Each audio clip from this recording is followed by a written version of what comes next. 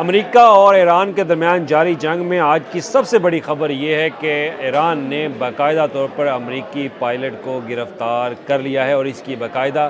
तस्दीक की जा रही है ईरानी मीडिया की तरफ से। और कहा यह जा रहा है कि IRGC ने तमाम तर तफसीलात जो है वो मीडिया को प्रोवाइड कर दी हैं और हो सकता है कि जल्द उस अमेरिकी की तस्वीर, उसकी वीडियो जो है वो भी जारी कर दी जाए। तो आज सुबह से ही ये खबर जो है वो गर्दिश कर रही थी मीडिया के ऊपर, बल्कि आलमी मीडिया जो है वो इस खबर को ब्रेक कर रहा है कि F-35 जो एक स्टेल्थ फाइटर जेट है अमेरिका का, उसको ईरान ने आज सुबह सवेरे टारगेट करके उसको ईरानी फ़ज़ाई हदूद इस्तेमाल करते हुए उसको निशाना बनाया और फ़ौरी तौर पर इस जहाज़ को ज़मीन बोस कर दिया। उस जहाज़ की तमाम तर तस्वीर, उसकी इंफॉर्मेशन जो है वो भी ईरानी मीडिया की तरफ से और IRGC की तरफ से बाकायदा जो है वो शेयर कर दी गई। तो उसके बाद फिर अचानक खबर जो है वो तस्नीम न्यूज़ एजेंसी ईरान की, उनकी तरफ से ये इंफॉर्मेशन दी गई कि जहाज़ के बाद पायलट को भी ज़िंदा गिरफ़्तार कर लिया गया है। क्योंकि इससे पहले ये कहा जा रहा था कि अनलाइकली जो पायलट है वो सर्वाइवल नहीं कर सकता, क्योंकि जिस तरह से जहाज़ को गिराया गया। लेकिन क्योंकि जहाज़ के अंदर एक उनका सिस्टम है अमेरिकन का, तो लॉकहीड मार्टिन जो एक इस जहाज़ को बनाती है, तो जहाज़ जो है उसमें पायलट जो है वो अपने आप को निकाल लेते हैं। तो पैराशूट की मदद से वो ज़मीन पर आ चुके हैं और ज़मीन पर आए तो फ़ौरी तौर पर IRGC की तरफ से उसको गिरफ़्तार जो है वो कर लिया गया। जैसे उनके पास इंफॉर्मेशन पहुंची तो उन्होंने बाकायदा ये ईरानी मीडिया के ऊपर इंफॉर्मेशन जो है वो दे दी गई है। तो ईरान का मीडिया इस बात की तस्दीक कर रहा है कि उन्होंने अमेरिकन पायलट को ज़िंदा गिरफ़्तार कर लिया गया। लेकिन अभी तक जो अमेरिकन सेनेट कॉम है या अमेरिकन एयरफोर्स है, उनकी तरफ से ऑफिशियली इसकी तस्दीक जो है वो नहीं की जा सकती और ना ही उन्होंने इसको वेरीफाई किया, ना उन्होंने जहाज़ को गिरने का वेरीफाई किया, ना ही उन्होंने पायलट की गिरफ्तारी का। लेकिन उससे पहले भी अमेरिकन सेनेट कॉम की तरफ से यही बयान आता रहा कि जो पहले F-35 जेट, F-15, F-18 जो गिराए गए थे ईरान की तरफ से, वो इस बात की भी तस्दीक नहीं कर रहे थे। लेकिन उन्होंने यही कहा कि एक जहाज़ को नुकसान पहुंचा, एक जहाज़ को हिट किया, लेकिन वो उस जहाज़ में एमरजेंसी लैंडिंग जो है वो कर ली गई। लेकिन बाद में इंफॉर्मेशन उन्होंने इस बात की तस्दीक की। तो आज जब F-35 जो है जहाज़ गिराया गया तो उसका पायलट जो है उसको गिरफ़्तार कर लिया गया और IRGC की तरफ से कहा जा रहा है कि जनाब ये उनकी गिरफ्त में है, ये उनके पास कस्टडी में है। और अगर देखा जाए तो ये अब तक की सबसे बड़ी बर्तरी है ईरान को कि उन्होंने अमेरिकन पायलट को गिरफ़्तार कर लिया। और इस पर आलमी मीडिया जो जहाज़ के गिरने की खबर दे रहा है वो इसको भी बहुत बड़ी खबर दे रहे हैं कि ये सबसे बड़ी नाकामी है अमेरिकन एयरफोर्स की, कि उनका स्टेल्थ फाइटर जेट F-35 जिस पर वो बड़ा गरूर मान करते हैं, वो अब ज़मीन पर आ गिरा है। क्योंकि ईरान की जो फ़िज़ाई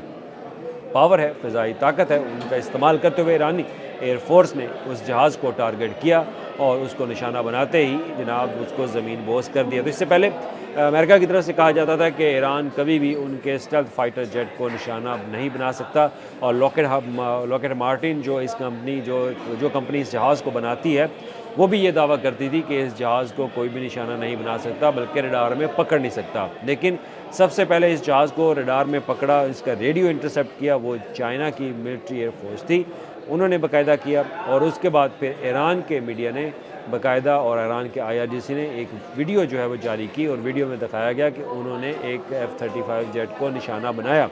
और उसके बाद अब उससे बज़ाहिर, क्योंकि पूरे मीडिया के अंदर पूरे जो एयरफोर्स को समझते हैं वो ये कहते थे कि अब ईरान के पास ऐसी कोई टेक्नोलॉजी मौजूद है कि वो F-35 जेट को भी इंटरसेप्ट कर सकती है। तो लिहाजा आज सुबह इंटरसेप्ट किया,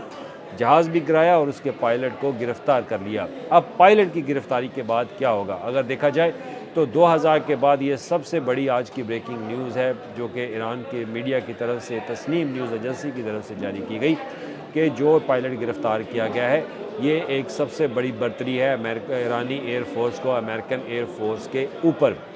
और इसके साथ ये भी इंफॉर्मेशन शेयर की जा रही है कि जनाब ये पहली दफ़ा ऐसे हुआ है कि ईरान की तरफ से जेट गिराने के बाद उनका पायलट जो है वो गिरफ़्तार किया गया। अब पायलट की गिरफ़्तारी के बाद एयरफोर्स जो अमेरिकन एयरफोर्स है उनके अंदर तो अब खलबली मच चुकी है, क्योंकि खलबली मचेगी, लाजमी मचेगी। अगर इस बात की अगर तस्दीक होगी कि पायलट उनका गिरफ़्तार हो गया है तो फिर ये मामला इंतहाई संजीदा और शदीद भी हो सकता है, क्योंकि अमेरिका इस बात को कभी बर्दाश्त जो है वो नहीं करेगा कि जिस जहाज़ के ऊपर वो मान करते हैं वो जहाज़ अगर गिर जाए। क्योंकि आज सुबह के वक्त जब ईरान के ऊपर हमला किया जाता है तो ईरान का एक ब्रिज जो दो शहरों को आपस में मिलाता है उसको नुकसान पहुंचा, तो बदले में फिर ईरान ने भी यही बदला लिया। ईरान ने अपनी फ़ज़ाई ताकत का इस्तेमाल करते हुए अमेरिका के जहाज़ को गिराया, F-35 को, फिर उनके पायलट को पकड़ा। अब मुस्तकबिल में इसके ऊपर क्या होगा? मुस्तकबिल में इसके ऊपर जो डिफेंस एनालिस्ट हैं वो ये कहते हैं कि अब मामलात मज़ीद ख़राब होंगे, क्योंकि अगर ईरान ने अमेरिकन पायलट को गिरफ़्तार कर लिया तो वो कोशिश करेंगे कि तमाम तर इस पायलट से इंफॉर्मेशन जो है वो निकलवाई जाए कि वो उनके पास कौन कौन से टारगेट्स हैं जहाँ पे वो ईरान के अंदर हमला करना चाहते हैं। और हमेशा पायलट की भी यही ज़िम्मेदारी होती है, उनकी ट्रेनिंग भी यही होती है कि वो अपनी इंफॉर्मेशन किसी न किसी तरह लीक ना होने दे। आपको याद होगा कि जब अभिनंदन को गिरफ़्तार किया गया था तो अभिनंदन से भी कुछ डॉक्यूमेंट्स पाकिस्तान की एयरफोर्स ने हासिल किए, पाकिस्तान की मिलिट्री ने हासिल किए, लेकिन कहा यह भी जाता था इंडियन मीडिया की तरफ से कि अभिनंदन ने वो जो खुफिया उनके टारगेट्स थे पाकिस्तान के, वो कागज़, वो जो इंफॉर्मेशन, वो जो डॉक्यूमेंट्स उसके पास मौजूद थे, वो उन्होंने निगल लिए थे। बाकायदा उन्होंने एक वीडियो डॉक्यूमेंट्री भी शूट की। तो लिहाजा ये ट्रेनिंग दी जाती है पायलट्स को कि वो अपने टारगेट्स को खुफिया रखेंगे। उनके कुछ नंबर्स होते हैं जहाज़ के अंदर, उनको खुफिया रखेंगे तो वो इंफॉर्मेशन हमेशा से उसको बर्न आउट कर दिया जाता है या जला दिया जाता है, या फिर उनको किसी न किसी तरह से ऐसे उनको ख़त्म कर दिया जाता है कि जिस टेरिटरी में वो गिरे हैं वहाँ पे ये इन्फॉर्मेशन किसी के पास जो है वो मौजूद ना हो। तो अमेरिकन एयरफोर्स को ये भी खदशा होगा कि अगर ये इन्फॉर्मेशन लीक होगी तो मुस्तकबिल में जो टारगेट सेट किए हुए हैं ईरान के अंदर, वो इन्फॉर्मेशन ईरान के पास पहुँच जाएगी तो ईरान वहाँ पर अपना दफ़ाई सिस्टम जो है वो मज़ीद मजबूत कर सकता है। तो लिहाजा अगर आलमी मीडिया इस बात की तस्दीक कर देगा कि ईरान ने बाकायदा ये पायलट पकड़ लिया है, तो इसको ईरान की अब तक की सबसे बड़ी बर्तरी समझा जाएगा, क्योंकि इससे पहले कभी नहीं हुआ कि फ़ाइटर्स जो F-35 स्टेल्थ फाइटर जेट है उसको अगर गिराया जाए और उसका पायलट जो है वो गिरफ़्तार किया जाए। ये यूएस के लिए, यूएस एयरफोर्स के लिए आज की सबसे बड़ी नाकामी होगी कि उनका जहाज़ भी गिरा और उनका पायलट भी पकड़ा गया। और अगर पायलट पकड़ा जाता है तो इसको आप इजी मत लें, ये बहुत बड़ा एक खित्ते के अंदर मसला जो है वो पैदा कर सकता है, और हो सकता है कि अमेरिका इसी वजह से ईरान से कोई मुआहदा जो है वो कर ले, या ईरान अपनी शराइत मनवाने के लिए तैयार हो जाए, क्योंकि जब वो किसी को जंगी कैदी बना लेते हैं तो जंगी कैदी बनाने के बाद बहुत सारे मामला जो है वो खुलते भी हैं, और फिर एक जनेवा कन्वेंशन भी है, उसके तहत आपने एक प्रोटोकॉल जो है वो एक पायलट को, एक सिपाही को देना होता है। ये भी एक सवालिया निशान है कि क्या ईरान अब वो प्रोटोकॉल इस